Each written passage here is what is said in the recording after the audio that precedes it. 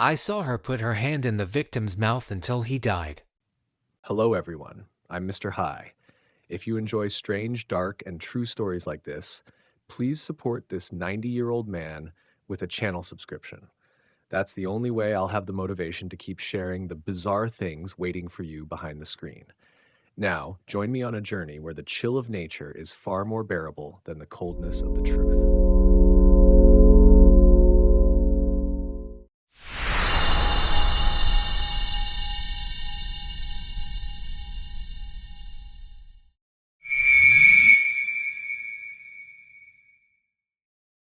A ship drifted across the frozen ocean. No distress signal, no calls, and no answers. But when people climbed aboard and opened the first door, they found a man sitting motionless at a writing desk, as if he were still jotting something down in his journal. And then, as they looked closer, the entire team froze in shock. The man was dead. But the most horrifying part wasn't his death. It was when he died, 16 years earlier.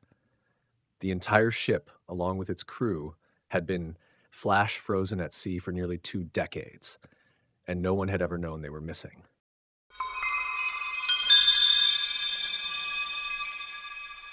On September 23rd, 1839, before dawn broke, a thick gray atmosphere blanketed Drake Passage, one of the most dangerous stretches of sea on Earth, lying between Cape Horn in South America and the northern coast of Antarctica. Waves as tall as three-story buildings crashed one after another while icy winds lashed the ship like whips from an invisible hand. There, an English whaling vessel commanded by Captain Edward Brighton drifted in silence, surrounded by ice and despair. Brighton was a seasoned man. Nearly 20 years at sea had sharpened his survival instincts to a razor's edge. But now that instinct was sounding an alarm. He and his crew might die out here. They had traveled thousands of nautical miles, pouring nearly all their wealth and possessions into reaching Drake Passage, a place rumored to harbor a massive, untapped pod of whales. But after weeks sailing through the Dead Sea, the only thing they'd caught was silence. And then last night, the ocean turned violent. A furious storm swept through, dragging temperatures so low that the water surrounding the ship froze solid, a silent warning from nature itself. Brighton's vessel became trapped in a massive block of ice, unable to move, unable to send a distress signal. Standing on deck, he realized one chilling truth. If the weather didn't shift soon, they'd be stuck here for the entire Antarctic winter. But luck, or more precisely, a miracle, arrived at the last minute. A violent storm hit during the night. Instead of sinking the ship, it shattered the surrounding ice, clearing a path for escape. By morning, the sea had returned to liquid form, and the vessel pressed onward in silence. While Brighton stood on the deck, debating whether to keep hunting whales or turn back, he spotted something. A dark shape at the horizon. A lone shadow drifting across the frozen ocean. No smoke, no wake, no voices. At first, he thought it was a trick of the eye, but the shadow remained. And gradually, the outline of a strange ship came into view. Brighton raised his spyglass. It wasn't a whaling ship. It wasn't a naval vessel either. It was a schooner. A classic two-masted ship built for long voyages. But something was deeply wrong. The hull was torn. The masts were broken. The sails hung in shreds, as if the vessel had just battled a raging storm. And more than anything, it felt like it didn't belong in this world. Brighton gave the order to lower the rescue boat, bringing food and medicine. Perhaps they were in trouble. Perhaps someone had survived. After all, he was a captain with honor, and no man should be left to die alone in the frozen sea. He and 4 crewmen rowed toward the mysterious ship. The water was bitter cold, waves rocked the small boat, but through the frost-covered windows along the ship's side, they could see vague human figures, sitting motionless inside. Brighton shouted, no answer, but clearly someone was there. They climbed aboard, no one. No footsteps, no breath. Not even the creak of a door, only a strange silence, like everything had died long ago. Brighton and his crew made their way to the captain's quarters, hoping to find someone who could explain what had happened. The old wooden door creaked open. Inside was a desk, and a man sitting with his back turned, motionless, his head bowed over an open notebook. Brighton called out, "Hello? We're here to help." No response. He stepped closer, heart pounding. The room was dim, the air so cold it felt like standing inside an ice chamber. And then He saw the jagged handwriting on the open page in front of the man. Trapped in ice. Tried lighting fire one last time last night, no more hope. And just above that entry was the date. January 17th, 1823. Brighton froze. That was 16 years ago. He moved closer and touched the man's shoulder. It was stiff. The skin was pale gray. This wasn't a living person. It was a corpse, but it hadn't decomposed. No rot. No odor. That body, like everything else on the ship, had been frozen in time. As the group moved deeper inside, they discovered more unexplainable scenes. Men seated around a dining table, cards still in their hands, a woman lying in bed, arms wrapped around her dog. Everyone was dead, but in the middle of life. No panic, no fleeing, no blood, no struggle, just frozen, as if time had stopped during ordinary, everyday moments. And for 16 years, this ship had drifted across the sea, unseen. The cold of Drake Passage had preserved everything. It turned the vessel into a massive glass jar where the past didn't vanish. It simply waited for someone to open it.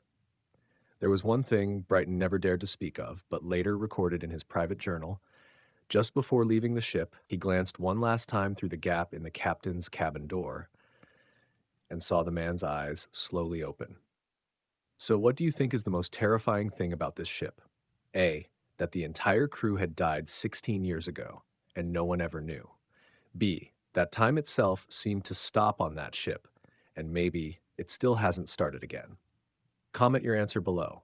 I'll be reading every one of them. The first story was enough to send chills down your spine, but it's nothing compared to the Wu family in Taiwan.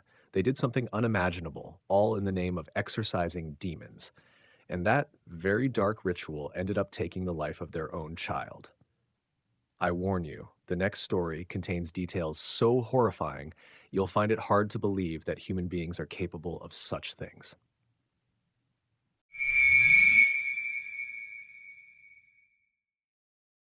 A man was watching TV alone one evening when he suddenly heard heavy stomping coming from the apartment above.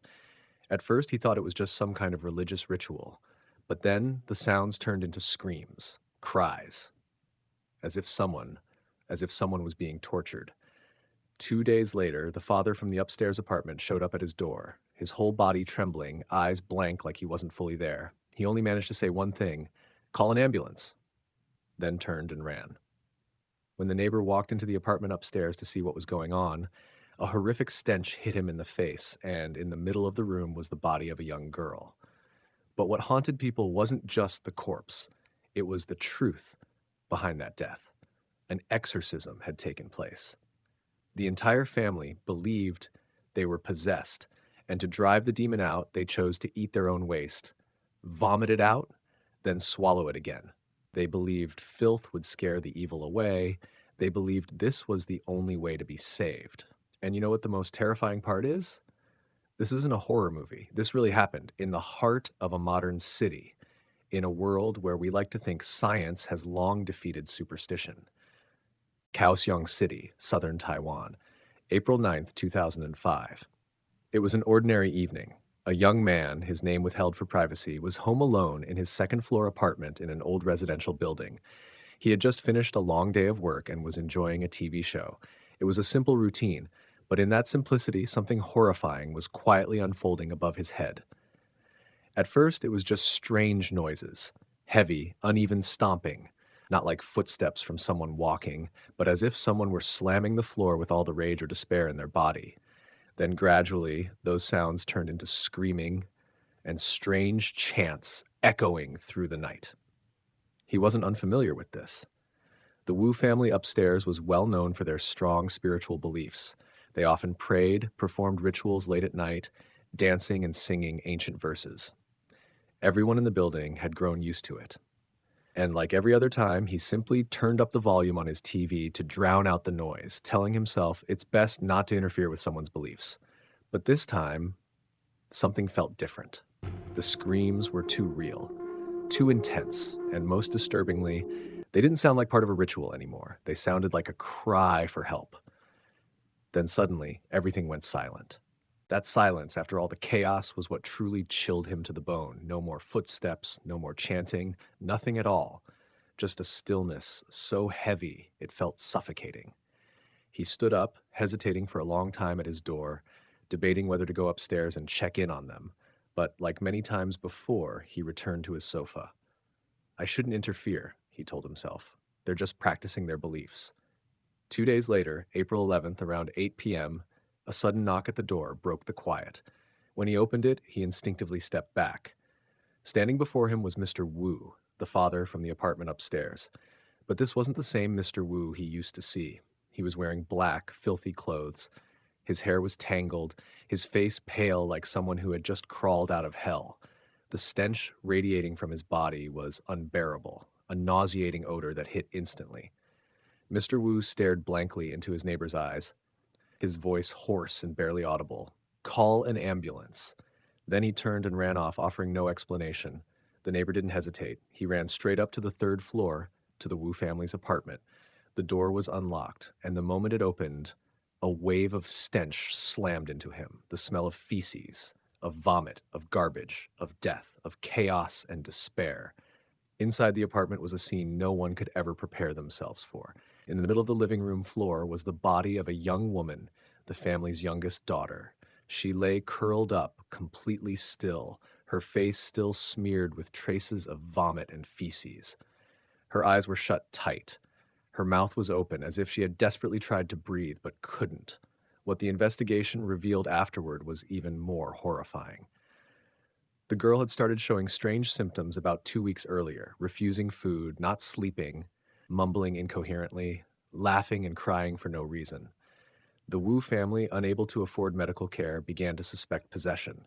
They believed she was possessed by a demon. But then, something even stranger happened. One by one, every family member, the mother, the brother, the grandmother, and the father, also began acting strangely. They claimed they, too, were possessed.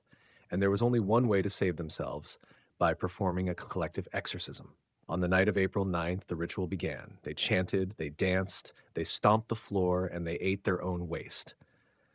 They believed filth would drive the demons away. When they vomited, they swallowed it back, again and again, for hours. Eventually, the girl, the one they believed was possessed first, died of asphyxiation. Her airways had been completely blocked by a mixture of vomit and feces. By the time police arrived, the rest of the family had fled. Only Mr. Wu returned for help. After an intense manhunt, the remaining family members were arrested. But the final twist came in court. After undergoing psychiatric evaluations, the experts concluded the Wu family had committed no crime. They were victims of a real psychological phenomenon known as mass hysteria. They truly believed they were possessed. They truly believed the ritual would save them. No one was convicted. Instead, they were all committed to a psychiatric hospital for treatment. So what do you think? If someone genuinely believes they're saving their loved one, but their actions lead to death, should they be held responsible? Comment your answer below. I want to know where you stand in situations where the line between faith and crime is paper thin. Taiwan is the very place where such disturbing, superstitious rituals have taken place. Just think about it. A family forcing each other to eat human waste, or a mother shoving her hand down her own child's throat to pull out demon saliva until he died. Can you really say that woman was just an ordinary mother? This story was reported in both Taiwanese and international news. This is not fiction. It actually happened.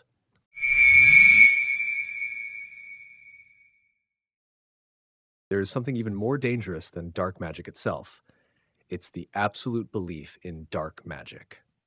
On a cold morning in early 2023, doctors at a Catholic hospital in Hue Township, Taiwan, received an emergency case. A 28-year-old man named Chen Han Guang was brought in by his family, completely motionless, with no heartbeat and no breath. They told the doctors he had just undergone an exorcism, but that wasn't what sent chills down the doctors' spines.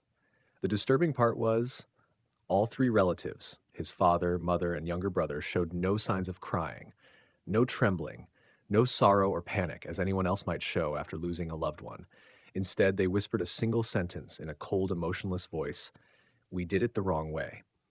And from that moment on, an investigation unfolded, exposing one of the most shocking cases in Taiwan in recent years. A case where the weapon wasn't a knife, and it wasn't a gun. The weapon was a mother's hand, and what killed a healthy young man was the fear of demons. At 3:17 a.m. on January 12th, 2023, St. Joseph's Catholic Hospital in Hue Township, Yunlin County, received an emergency case that continues to haunt many of the medical staff to this day. The patient was a 28-year-old man named Chen Han Guang. When he arrived at the hospital, his skin was pale, lips were dark purple, and there was no heartbeat. Doctors immediately began resuscitation efforts, chest compressions, manual ventilation, for 40 straight minutes, but it was no use. He was already gone. At first, the cause of death was assumed to be a medical complication or sudden cardiac arrest, but there was one thing no one could ignore: the expression on the faces of his family members. No panic, no shock, no crying, as if they had expected this, or worse, as if they had caused it. That unsettling calmness led the medical staff to alert local authorities. Police arrived shortly after. The Chen family lived in a two-story home on the northern edge of Hue Township. The house was old, tucked behind a row of yellow streetlights, and just under 3 kilometers from the night market.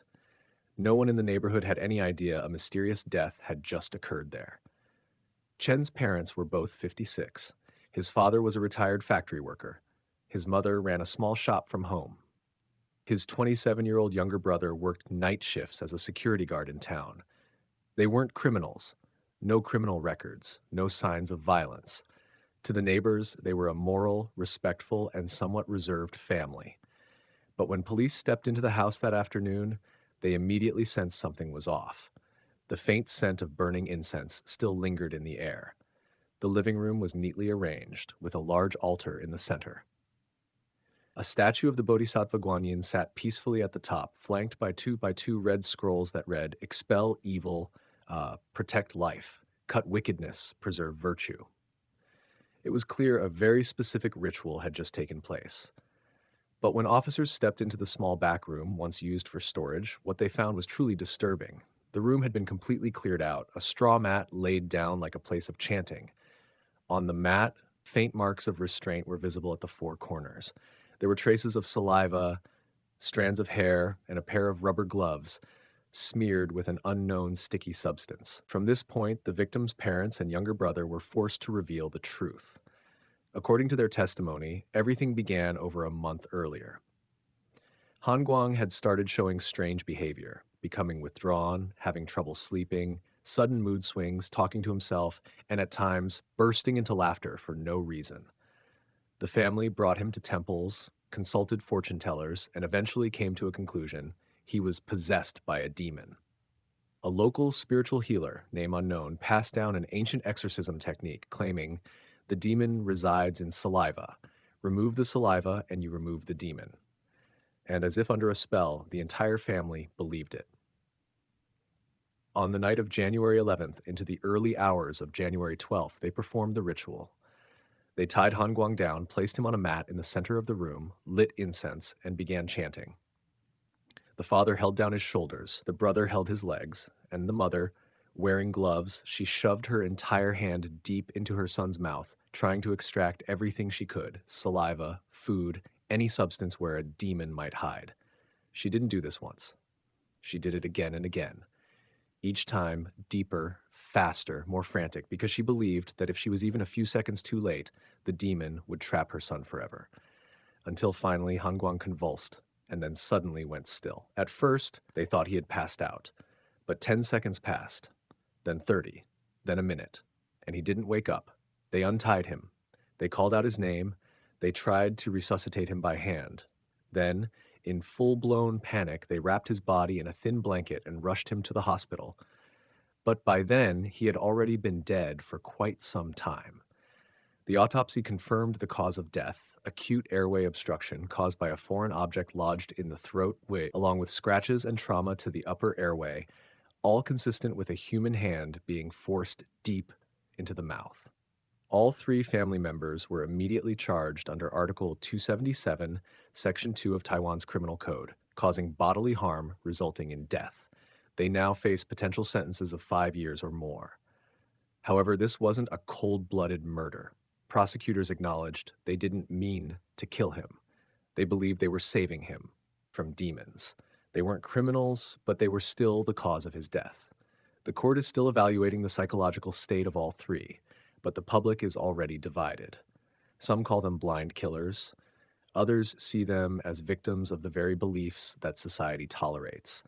And the question haunting all of Taiwan isn't just why did they do it? It's how many other families out there hold the same beliefs, just waiting for a tragedy to happen. If you were a parent, what would you do to save your child from something unexplainable? Would you trust a doctor, or would you put your faith in a whispered ritual passed down by a stranger? Leave your thoughts in the comments below. I want to know, what would you choose if the person you loved most was believed to be possessed?